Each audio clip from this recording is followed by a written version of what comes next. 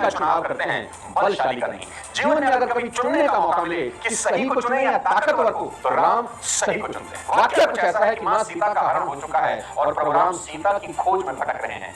अब हनुमान जी की वजह से उनकी भेंट होती है सुग्रीव से। सीता हरण के बाद श्री राम के पास चॉइस थी कि वो सुग्रीव से दोस्ती करें या उसके भाई बाली से। बाली जो कि सुग्रीव से कहीं ज्यादा ताकतवर था, उसको वरदान था कि लड़ने वाले की आधी शक्ति छीन लेता था और उसने रावण को पहले ही परास्त कर रखा था। यही नहीं, वो रावण को 6 महीने तक अपनी कांख में दबाकर घूमता रहा और बाद में छोड़ दिया।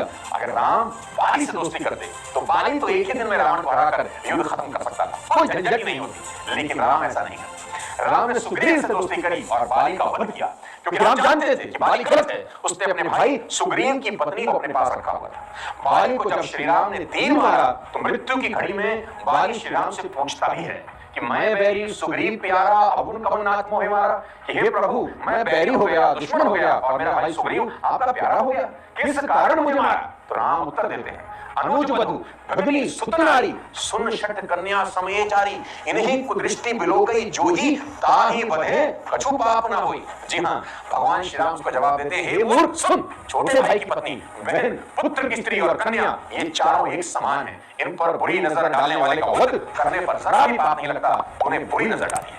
मानो राम इस कथा के माध्यम से संदेश दे रहे हो कि दोस्त, दुनिया में सही का साथ देना ताकतवर का नहीं। अब बात करते हैं राम के पूज्य पिता राजा दशरथ जी के बारे में।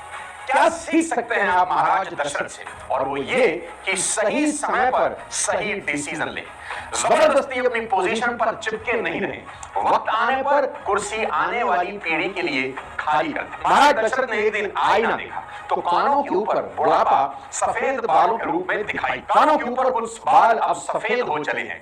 किसी ने बड़ा अच्छा व्याख्यान किया है कि बालों ने दशरथ जी से कहा, राजन हम तो तब भी बाल ही थे जब आप बाल थे, हम अब भी बाल ही हैं जब आप सम्राट हो गए हैं। बस हमारा रंग बदल गया है कि पहले हम काले हुआ करते थे, अब सफेद हो गए हैं। हमने तो अपना रंग बदल लिया है, आप कब अपना रंग बदलोगे?